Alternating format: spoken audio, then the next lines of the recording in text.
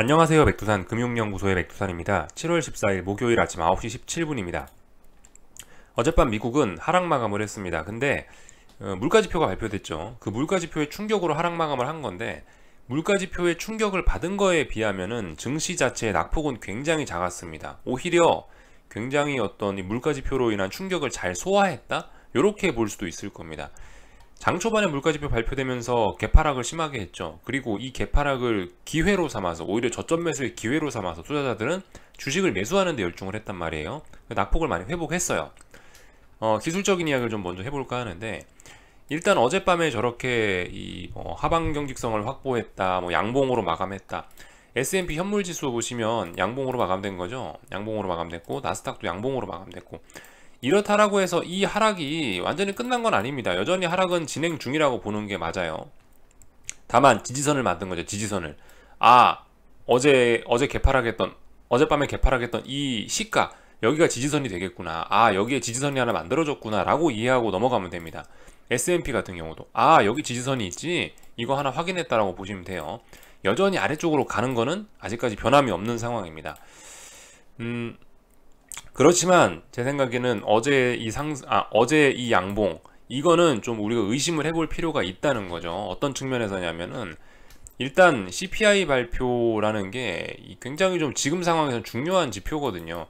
약간 제가 생각하는 지금 가장 중요한 지표 같은 거는 FOMC가 당연히 제일 중요하고요. 그 다음이 고용지표나 물가지표에 해당할 건데, 왜냐하면 고용지표나 물가지표가 장차 통화정책 결정에 영향을 미치기 때문에 FOMC 회의만큼 중요하다고 생각하는 게 물가지표와 이 어떤 고용지표인데, 얘네가 어제 발표됐단 말이죠. 어제 발표돼 갖고 이걸 하루 만에 이렇게 시장이 이 물가지표 충격에 대한 걸 해석을 다 하고 온전히 이걸 다 시장에 반영시켰냐? 솔직히 좀 아직까지 좀 아리까리하다는 거죠. 저는 조금 더 시간을 두고 살펴봐야 된다라고 생각을 해요. 이 시장의 진실한, 어제 높은 CPI에 대한 진실한 반응을 보려면은 시간이 조금 더 필요하지 않을까라는 생각이에요. 그래서 어제 지표 발표 되자마자 만들어낸 이 양봉의 신뢰도는 일단 조금 낮다라고 보고 있고, 일단 아래쪽으로 더 가고 있다. 추세는 일단 추세가 아래쪽으로 가고 있으니까 아래쪽으로 가고 있다라고 일단 이렇게 보려고요. 그래서 어젯밤 같은 경우 일단 이렇게 현물지수상으로는 양봉을 만들어냈고, 선물지수상으로는 이제 긴 아랫꼬리를 달아놓긴 했는데, 그러니까 이 아랫꼬리를 달고 저렇게 양봉을 만들어낼 수 있었던 게 제 생각엔 이것 때문이라는 거죠. 어제 이 분봉상 투매가 나오면서 좀 수급상으로 꼬인 거죠. 수급상으로. 하락을 하기 위해선 말씀드렸다시피 하락 에너지가 있어야 되는데, 그 하락 에너지를 소진시켜버리면 하락은 일어나지 않는다, 이런 식으로 이야기를 해드리고 있는데요. 어제 밤 같은 경우는 물가지표 쇼크가 워낙 좀 컸었어가지고 발표되자마자 나스닥이 30분 만에 2%인가 3% 가까이 급락을 하기도 했었거든요. 이렇게 장 초반에요. 그러니까 이렇게 30분 만에 2, 3% 폭락해버리면 솔직히 어떤 사람이 차익 실현 욕구가 안 생기겠냐고요. 당연히 저렇게 수익 나면 30분 만에 지수가 3% 빠지면 대박인데, 옵션 대박나지, 선물 대박나는데 왜 저거를 청산하고 싶지 않겠냐고요. 저렇게 단기간에 움직여버리면 포지션 청산의 욕구가 생겨버리기 때문에, 차익 실현 욕구가 생겨버리기 때문에 오히려 반등을 만들어내기 유리한 조건이 나와버릴 수 있단 말입니다. 너무 많이 빠지면 하방 보시던 분들은 수익 나서 좋고, 너무 많이 빠지면 볼린저 밴드 째고 나오고 단기적으로 어떤 기술적 지표들이 언더슈팅이라고 이야기를 해버리기 때문에 주식 매수 보시는 분들이나 선물 매수 보시는 분들, 상방 포지션 보시는 분들에게 기회가 될 수도 있는 거죠. 그러니까 전 어젯밤에 이런 양봉을 만들어내거나 혹은 선물지수가 이렇게 아랫꼬리를 달아버린 게 저런 기술적인 측면에 의한 게 좀 굉장히 크다라고 보고요. 그렇기 때문에 저거에 대한 신뢰도는 일단 우리가 좀 시간이 가면서 확인해 봐야 된다라는 입장입니다. 그래서 일단 며칠 정도 걸릴 것 같아요. 며칠 정도 걸릴 것 같다. 2, 3거래일 정도 앞으로 반응을 좀 더 살펴보는 게 중요하겠죠. 하여튼 이 장 초반에 그 폭락으로 인해서 이 시장의 수급이 좀 꼬이면서 지금 저게 시장의 진실한 반응인지 좀 알기 어렵다라는 입장을 일단 말씀을 좀 드려봤습니다. 아무튼 근데 계속 하락 중이라고 말씀드렸죠. 그래서 지지와 저항 체크를 하긴 해야 되는데, 일단 3820이란 자리 S&P 붕괴시켰으니까 아래쪽으로 더 간다 라고 보면 되긴 되는데, 근데 한편으로 또 약한 지지력도 확인했습니다. 어디에서? 여기 보시면은 짜잘짜잘하게 아랫꼬리들이 공통적으로 이렇게 하나, 둘, 셋, 아랫꼬리들이 세 번에 걸쳐 여기 터치하고 있는 이 부분이 보이시죠? 이게 뭐겠어요? 여기도 어떤 지지력이란 겁니다. 한 3740 정도 지지력이에요. 근데 이 자리 지지력은 강하지는 않습니다. 어젯밤 같은 경우는 일단 이 자리까지 터치하고 반등을 한 거예요. 그러니까 앞으로 이 자리를 또 테스트하러 가고 이 자리 붕괴되면 3710까지 가긴 갈 건데, 이미 이까지 이렇게 내려왔다는 얘기는 3710까지 일단 가겠다라고 목표치 열렸다, 이렇게 보는 게 조금 합리적일 것 같긴 합니다. 나스닥 같은 경우도 어제 11780이라는 자리가 중요하다는 말씀 드렸는데 살짝 붕괴시켰죠. 일단 무게중심은 아래쪽으로 일단 보는 게 맞을 것 같고, 어쨌든 지금 이 위쪽에 있는, 어쨌든 간 이 11780이라는 자리를 일단 저항으로 인식하고 있기 때문에, 또 그리고 악재가 나오긴 나온 거기 때문에 11250짜리까지는 일단 목표치 열려있다라고 보고 있습니다. 그래서 이제 어젯밤 하락으로 인해서 이 삼각 수렴형 이야기를 좀 할까 했는데 삼각 수렴형 형성에는 실패를 했죠. 미국 증시요. 요렇게 뭐 고점이 낮아진다, 요렇게 저점이 높아진다 라고 할라 했는데 아래쪽으로 일단 꺾여버린 거예요. 적절한 타이밍에 아래쪽에 꺾였기 때문에 일단 삼각 수렴형은 아니고, 이쯤 되면 일단 아래쪽으로 더 내려와서 전저점 테스트하러 갈 수 있다라고 보는 게 조금 더 합리적일 것 같습니다. 나스닥도요. 나스닥도 요렇게 그어보면은 이 지켜야 됐을 자리를 좀 못 지킨 측면이 있어요. 그래서 일단 분위기가 아래쪽으로 좀 많이 무르익었죠. 이 정도 보시면 될 것 같고, 이슈를 좀 살펴보겠습니다. 이제 CPI 급등 속 긴축 우려 부각 등의 하락이라고 되어 있죠. 요런 점들 잘 보셔야 되는 게 요겁니다. CPI가 뭐 9.1% 오르면서 81년 이후 최고치를 갱신했다라는 게 시장에 충격을 줬죠. 좀 내용을 살펴보자면 예상치가 8.8이었어요. 근데 9.1이 나온 겁니다. 사실 예상치 8.8도 굉장히 높게 잡은 거였어요. 근데 이거를 더 넘어섰다라는 거는 굉장히 충격적인 내용이죠. 그렇기 때문에 시장이 장 초반에 나스닥이 거의 3% 가까이 급락하기도 했었습니다. 이해가 되는 부분이죠. 근데 이 말씀드렸다시피 지금 그 어떤 기술적 이야기로 자꾸 이어지는데, 일단 그저 그 미국 증시 같은 경우는 말씀드렸다시피 CPI 발표 전에 이미 좀 꺾인 측면도 있고, 그래서 일단 저런 이슈가 막상 나오니까 일단 장중에 하락을 좀 제한하는 이런 모습이 나오긴 했죠. 이 정도 이야기하면 될 것 같고, 그래서 여기에 대한 반응들이 다들 있습니다. 뭐 연준 어쩌고 저쩌고 하고 있고, 뭐 5곳이 침체 위험 우려라고 하고 있고요. CPI가 너무 높자라고 인정하고 있죠. 그래서 성장보다는 인플레 통제에 초점을 맞춰야 된다라고 하고 있고, 이거 뻔한 이야기죠, 그죠? 여러분들 FOMC 의사록에도 이런 이야기 나옵니다. 우리는 고용시장을 일부 희생시켜서라도 물가를 잡겠다, 이런 이야기들이 슬슬 나오고 있는 거죠. 그러니까 CPI가 저렇게 나오니까 이런 이야기 하는 게 당연한 거고요. 지금 연준에서는 그 참고로, 그러니까 지금 이 정도 CPI를 놓고 이제 뭐 피크아웃 뭐 이런 이야기, 그러니까 CPI가 피크를 찍었다라고 주장하는 사람들도 있을 수 있는데 이보다 더 높아질 수 있겠냐라면서 인플레가 어느 정도 고점을 찍었지 않겠냐라고 이야기하시는 분들도 있는데, 연준의 입장은 일단 그건 아닙니다. 연준 같은 경우는 지금까지 하는 짓을 보면 굉장히 보수적인 집단이라서 실제로 지표가 꺾이는 걸 둔화하는 걸 확인해야지만 어떤 정책적인 변화를 만들어냅니다. 그러니까 무슨 이야기냐, 연준은 지금까지 CPI가 계속 올라가고 있기 때문에 아직까지는 뭐 피크아웃 이런 이야기 아직까지 하고 있지는 않고 있어요. 공식적으로는요. 공식적으로 이런 예측을 하지는 않습니다. 연준 같은 경우는 그래서 계속 우려하는 거예요. 연준은 빨리 이 지표가 슬슬 둔화되거나 꺾이는 걸 확인하고 싶어 하지, 그리고 이게 꺾인 뒤에야 긴축을 좀 약간 접을 생각이 있지, 이게 계속 올라가는 와중에는 긴축을 접을 생각이 없는 겁니다. 그러니까 이런 베이스가 깔려있기 때문에 이번에 이제 저거 보면서 무슨 이야기가 나왔어요? 아, 이번 7월 말에 100bp 기준금리 인상해야 된다라는 이야기가 이제 생각보다 이제 좀 진지하게 이런 이야기가 나오고 있는 겁니다. 어젯밤에 그 지표로 인해서요. 그래서 100bp 인상 가능성이 확 높아졌죠, 그죠? 100bp 인상한다라는 생각을 하니까, 야, 이거 이러다가 경기 침체 오는 거 아니냐라는 투자자들의 불안 심리가 많이 나왔던 거고, 그로 인해서 장 초반에 급락을 했던 거죠. 물론 이제 기술적 이유로 제 생각엔 기술적 이유로 장중에 반등을 하긴 했지만, 일단 경기 침체 우려가 지금 굉장히 강하게 세게 오고 있는 겁니다. IMF 총재도 그런 이야기 하고 있고요. 경기 침체 위기가 커졌다, 이런 이야기 하고 있고요. 그리고 이 미국 채권 시장 같은 경우는 1%포인트, 그러니까 100bp 기준금리 인상 가능성을 굉장히 높게 반영하고 있고요. 그죠? 이런 모습들이 나왔어요. 근데 일단 주식시장의 반응은 저랬다는 거죠. 어젯밤에, 그리고 참 캐나다 같은 경우는 이미 100bp를 기준금리를 인상을 했더라고요, 어젯밤에. 이것도 굉장히 충격적이라 할 수 있겠죠. 그러니까 이렇게 되니까 오늘 한국은 분위기가 어떨까요? 아, 어제 50bp 인상해서 대단하다 했는데 50bp는 이제 그냥 아무것도 아닌 게 돼버렸죠. 한국은행 입장에서도 식은땀이 좀 나긴 날 겁니다. 그래서 뭐 이 정도 이야기를 하면 될 것 같고, 하여튼 저게 중요했다라는 거, 그죠? 저게 중요했고, 그걸로 인해서 이제 100bp 기준금리 인상이 사실상 현실로 다가왔다라는 점이 중요하겠습니다.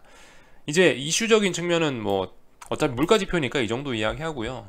오늘 밤에 PPI 발표도 있습니다. 물론 CPI가 저렇게 나왔기 때문에 뭐 PPI가 어떻게 나오던 간에 일단 시장의 어떤 안 좋은 분위기는 계속 지속될 것 같긴 한데, 일단 PPI 발표도 있다, 물가지표가 하나 더 발표된다라는 거 알고 넘어가시면 좋을 것 같고요. 이 금리, 10년물 국채금리 좀 살펴봐야 됩니다. 어제 밤 같은 경우는 좀 이제 반응이 좀 굉장히 극렬했는데요. 맨 처음에 이제 물가지표가 발표되고 나니까 와, 금리 인상해야 된다, 이거 인플레 심각하구나 하면서 금리가 엄청 올랐단 말이죠. 올랐는데 장중에 이제 다시 다 내려왔어요, 금리가. 이 반응이 굉장히 재밌었습니다. 솔직히 뭐 뒤늦게 설명 갖다 붙이는 거긴 한데, 일단 제 생각엔 그렇게 봐요. 긴축 우려라고 하면서 막 올랐다가 야, 이거 100bp 기준금리 인상하면 경기 침체 오는 거 아니야 라고 우려를 하면서 경기 침체 우려로 다시 장중에 이렇게 음봉으로 되돌리지 않았나라는 생각이 듭니다.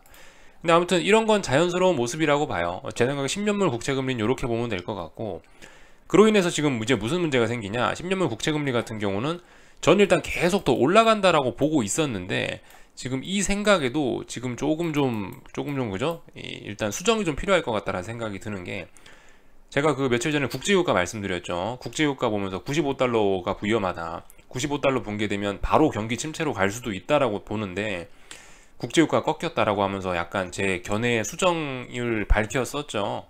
이 국채금리 같은 경우도 지금 약간 견해의 수정을 해야 될 것 같긴 해요. 제 생각에 좀 변화를 좀 줘야 될 것 같긴 하다고요. 요 라인 붕괴되면 10년물 국채금리도 이제 하락 추세로 본격적으로 접어들 수 있는 거거든요. 지금 고민하고 있는 거예요. 이 10년물 국채금리가 올라가면서 조금 더 경기 침체가 늦게 올 것인가, 아니면은 여기서 얘가 바로 이 2.71, 여기는 2.71 라인을 붕괴시키면서 이게 결과적으로 금리 떨어진다는 게 뭐예요? 불황이란 이야기예요. 불황, 침체란 이야기입니다.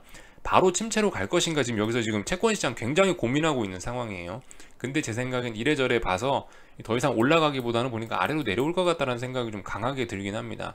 지금까지는 일단 요거 올라간다는 입장이었는데, 최근에 여기 있는 전고점 자리를 넘지 못했거든요. 직전 고점 자리, 여길 넘지 못했어요. 여길 넘지 못했기 때문에 솔직히 좀 힘이 많이 빠져 보이고, 그리고 말씀드렸다시피 여기에 대해서 각종 원자재의 급락, 특히 국제유가의 급락, 달러의 급등, 이런 것들을 보면 이게 위쪽으로 올라가기는 이제 쉽지가 않지 않겠냐라는 생각입니다. 근데 아직 이 생각이 확정된 건 아니고요.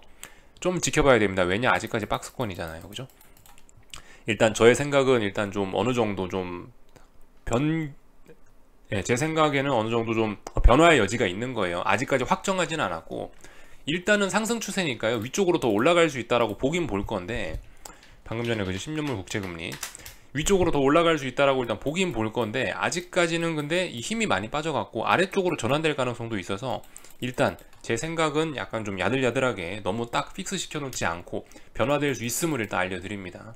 요렇게 박스권에 일단 아래자리 붕괴 가능성도 일단 전 있다라고 봐요. 그래서 국제유가 이런 것도 이야기해드리면서 말씀드렸죠. 자, 하여튼 어젯밤에 뭐 경기 침체 우려인 것 같아요. 결과적으로 긴축 우려인데 왜 10년물 국채금리가 빠지냐 라고 하기보다는 요거는 이제 경기 침체 우려가 강하게 반영됐다라고 생각합니다. 10년물 국채금리는 장기물 금리니까 이거는 향후 경제에 대한 뭐 어떤 전망 이런 걸 강하게 반영하는 것일 수 있거든요. 그러니까 일단 이렇게 보고 있고, 어젯밤 같은 경우 이제 다른 것도 봐야겠죠. 예를 들면 뭐 2년물 국채금리 이런 건 많이 올랐죠. 단기물 금리들은 많이 올랐습니다. 단기물 금리는 어떤 장기적인 경기 전망을 반영하는 게 아니죠. 단기물 국채금리 같은 경우는 이 당장 연준의 어떤 기준금리 이런 거에 영향을 훨씬 많이 받기 때문에 저렇게 많이 올랐고요. 특히 3개월물 국채금리 이런 거 같은 경우는 굉장히 많이 급등을 하고 있죠. 그래서 지금 우리가 봐야 되는 게 이제 장단기 금리 차에 관련된 부분을 봐야 되는데, 10년물 국채금리하고 2년물 국채금리 비교하면 됩니다. 어젯밤에 그래서 이 10년물 국채금리는 제 생각엔 이 경기 침체 우려로 인해서 급락을 했고, 그리고 2년물 국채금리 같은 경우는 단기적으로 이 연준의 긴축 속도가 빨라질 수 있다. 100bp 기준금리 인상할 수 있다라는 걸 반영하면서 2년물 국채 금리 많이 올랐고요. 그로 인해서 장단기 금리 차가 크게 역전이 되고 말았습니다. 그래서 지난번 전저점을 완전히 강력하게 붕괴시켰거든요. 이런 점들이 지금 시장 투자자들의 어떤 침체 우려를 반영하는 것이라고 보시면 될 것 같습니다.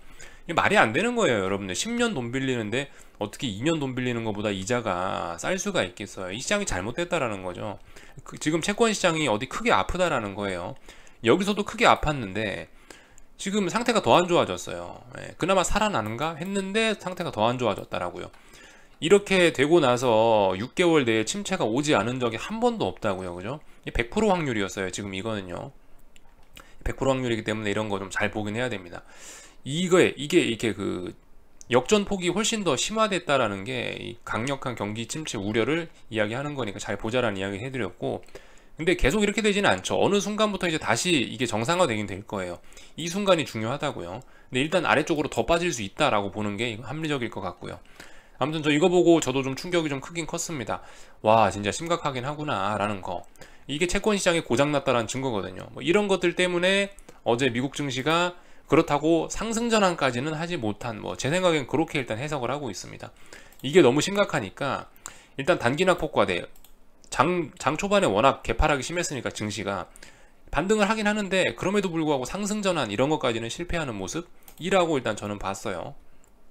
일단 이런 모습들이 나타났다라는 거, 이게 심각한 문제다라는 거 볼 수가 있겠습니다. 이게 무슨 모습이냐면, 이렇게 장단기 금리차 역전되는 게 보통 기준금리 인상을 이렇게 하는, 기준금리 인상 후반기에 나타나는 이런 증상이거든요. 금리 인상기 후반기에 나타나는 증상. 근데 지금 이제 기준금리 몇 번 올리지도 않았는데 벌써 기준금리 인상 후반기의 모습이 나타나고 벌써 시장이 금리를 부담스러워하고 이러면은 또 조만간 또 경기 침체 온다라는 이야기인데 심각하죠. 저런 점들을 우리가 좀 잘 살펴보긴 해야 됩니다. 저게 굉장히 심각한 거죠. 근데 일단 뭐 말씀드렸다시피 여러 가지 자산시장 같은 경우는 선반영이란 개념이 껴있고 투기성이 많이 있기 때문에 뭐 비트코인 같은 거 어젯밤에 2만 달러 지지력 보이고 반등하고요. 오히려 국제유가 같은 경우는 어때요? 이미 CPI 발표 전에 많이 빠졌다라고 말씀드렸죠. 그러니까 일단 양봉 달고 버티고 있고요. 뭐 구리 같은 것도 어젯밤에 일단 상승 마감하긴 했습니다. 뭐 상승으로서의 진정한 의미는 없지만 상승 마감하긴 했고요. 뭐 달러 인덱스 같은 것도 보시면 오히려 어젯밤에 하락 마감했어요. 그죠? 물론 이것도 하락으로서의 그다지 큰 의미는 없을 수 있는데 일단 하락 마감했다고요. 그러니까 이런 것들 지표 발표 전에 먼저 움직여버리면 지표 발표 이후에는 이렇게 쉬어가거나 할 수 있다는 거 생각해봐야 되겠습니다. 저런 걸 보고 야 이거 말도 안 되는 일이야, 이건 시장이 비이성적이야 라고 하기보다는 선반영의 개념을 살짝 적용해 보시는 게 어떨까 싶습니다. 저거 말도 안 된다고 하면 이제 본인만 손해거든요. 제 생각엔 그래요. 투자자로서 있는 그대로 일단 받아들여야지, 못 받아들이면 본인만 손해다라는 생각이에요. 하여튼 그래서 지금 약간 좀 애매해졌습니다. 시장 분위기가요. 그죠? 빅스를 봐도 좀 애매하고요. 이 S&P나 나스닥 지수를 봐도 좀 애매하고 방향성이 조금 좀 애매모호해졌습니다. 이 아래쪽에 어젯밤에 하방 경직성도 일부 확보를 했기 때문에 아무튼 아래쪽으로 계속 가긴 가는데, 계속 가긴 가더라도 지지선이 하나 생기니까 약간 좀 움직이기 좀 껄끄러운 이런 모습들이 좀 나타났다라고 생각을 해요. 자, 그래서 어젯밤에 있었던 일들 좀 간단하게 좀 점검을 해봤고, 반도체 지수 잊지 말고 봐야 되겠죠. 근데 어젯밤 반도체 지수는 일단 반등을 했단 말이에요. 이런 점들, 삼성전자에는 일부 긍정적일 수도 있지 않을까 생각해 볼 수는 있을 텐데, 근데 아무튼 긍정적이긴 쉽지 않겠죠. 일단요, 어제 한국은행 50bp밖에 안 올렸는데, 그러니까 지금 시장의 관심사는 뭐 반도체의 뭐 업황 둔화 이런 걸 기대한다기보다는 지금 시장이 주목하고 있는 건 어젯밤에 CPI 발표 9.1 나온 거, 그리고 어제 한국은행이 금통위에서 금리 50bp 올린 거, 연준은 100bp를 올릴 예정이라는 거, 이런 것들이 이제 더 지금 크게 다가오고 있기 때문에 솔직히 한국 증시가 오늘 뭐 반도체 지수가 올라왔다라고 해서 그다지 긍정적일 거라고 생각하지는 않는데, 아무튼 근데 이런 점은 그나마 한국 증시에 좀 다행인 점이라 할 수 있겠죠. 예. 이 정도 살펴보면 될 거고요. 어제 그 유럽 증시 같은, 독일 증시 같은 경우는 중요한 자리였는데 일단은 판단을 보류했습니다. 그죠? 여기 있는 이 라인을 지금 이 자리를 딱 붕괴시켜줘서 마감했으면은 아래쪽으로 분위기가 좀 확 꺾이는 건데 이 정도 라인으로 잡아야겠죠. 근데 어젯밤에 중요한 자리를 일단 또 지지했어요. 그러니까 이도저도 아니에요. 이건 위로 가겠다는 것도 아니고 아래로 가겠다는 것도 아니고, 이 라인 붕괴시켜야 아래로 가는 거고, 여기 어딘가 최소한 이 라인을 넘어가야지 위로 가는 거니까 일단 애매모호합니다. 그러니까 뭐예요? 어제 발표된 그 CPI의 그 온전한 반응, 온전한 이 시장의 반응이 아직까지 다 나오지 않았다라는 생각이에요. 그래서 조금 더 기다려 봐야 되겠죠.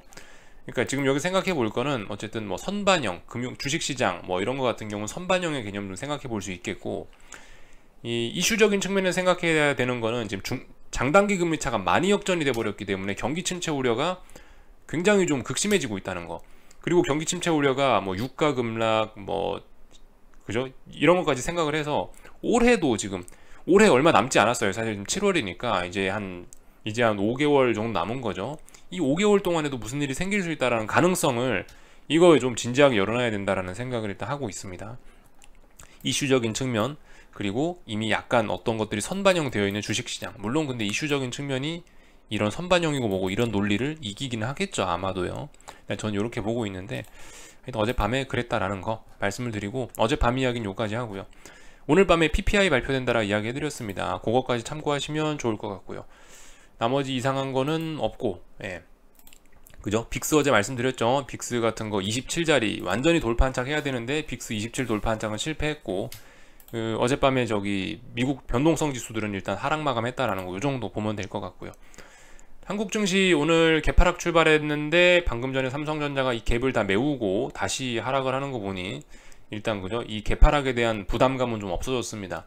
이렇게 개파락하면 하방 경직성이나 혹은 반등세 유발 이런 거를 생각할 수 있는데, 이 갭자리가 굉장히 부담스러울 수 있는데 방금 제가 녹화하는 사이에 갭을 다 메워버렸으니 일단 하방 포지션 보시는 입장에서 이거 그죠? 뭐 아래쪽으로 잘 갈 수 있겠군, 이렇게 생각하는 게 맞을 것 같기는 하고요. 이 제가 58,000원 붕괴되면 거의 뭐 2, 3% 가까이는 추가로 폭락할 수 있다라 말씀드렸는데, 장 초반에 이렇게 빠져버리면은 아무래도 장중에 낙폭은 좀 제한될 수도 있겠죠.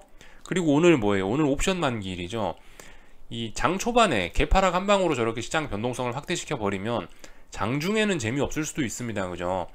장중에 변동성 확대를 시키면은 장중에 뭐 재밌는 일이 있을 수 있는데, 시가 한 방에 벌써 개파락을 크게 해버리면, 개파락을 너무 크게 해버리면 장 초반에 변동성이 확 터져버린 거잖아요.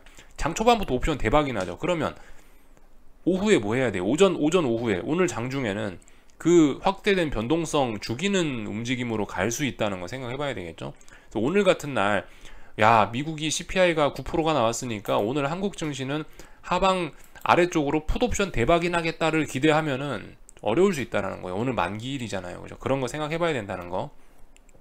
그리고 계속 말씀드리지만 지금 현재 옵션 7월물 같은 경우에는 개인들의 무리한 풋옵션 베팅이, 무리한 하방 베팅이 너무 많았기 때문에 이 폭락은 7월물에는 좀 어려울 것 같다라는 일단 그런 이야기를 좀 드렸는데요.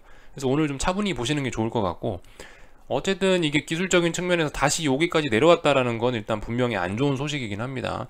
만약 이렇게 마감이 되면, 이렇게 306을 또 붕괴시키면서 마감이 되면 결과적으로 이 7월 11일부터 하락했던 이 흐름 계속 이어지는 거거든요. 어제의 상승은 속임수였구나, 이렇게 인식이 되는 겁니다. 만약에 오늘 이렇게 마감을 하면요. 그래서 하여튼 잘 봐야 되겠죠. 오늘 306 싸움 잘 보시면 될 것 같고요. 변동성 지수들 그거 보이시죠? 변동성 지수들 아침에 갭상승 살짝 출발했는데 결과적으로 삼각 수렴형 8월물에 움직일 수 있습니다. 옵션 8월물 이번 만기 끝나고 나서 이 정도 수렴해 놨으면은 8월물에는 그래도 어느 정도 좀 대박을 기대할 수 있는, 뭐 이쪽으로 튀든가 이쪽으로 튀든가 어딘가 튀겠죠. 삼각 수렴형이니까요. 여러분들 다 아시는 기술적인 분석입니다. 수렴형 만들어놨으니까 7월물은 아닐 것 같고 8월물에 튈 수 있겠다. 변동성이요. 방향성은 근데 아래쪽이 좀 유력해 보이긴 하죠. 이런저런 정황상 좀 그래 보이긴 합니다. 이 정도 말씀드렸고, 원달러 환율은 뭐 너무나 안정적으로 5일선 잘 타고 가고 있으니까 제가 드릴 이야기가 없고요. 하여튼 뭐 그런 모습이에요. 오늘 뭐 이것저것 좀 체크해 봤고요. 오늘 저항 테스트 또 들어가고 있네요. 코스닥 1100짜리가 중요한 저항이다라 말씀드렸는데, 만약에 자신 있으신 분들은 1100짜리 왔으니까 저항이니까 뭐 하방 포지션 한 숟가락 얹어본다, 불가능한 이야기 아니죠. 해볼 수 있죠. 물론 지금 조금 좀 불안해 보이긴 합니다만 하방 포지션 얹을 수 있죠. 이슈나 이런 거 생각하고 버텨볼 수 있는 자리긴 하죠. 네, 그래서 여기까지 하겠습니다. 궁금한 거 리플 남겨주시고 오늘 저녁에 뵙도록 하겠습니다. 여기서 마치겠습니다.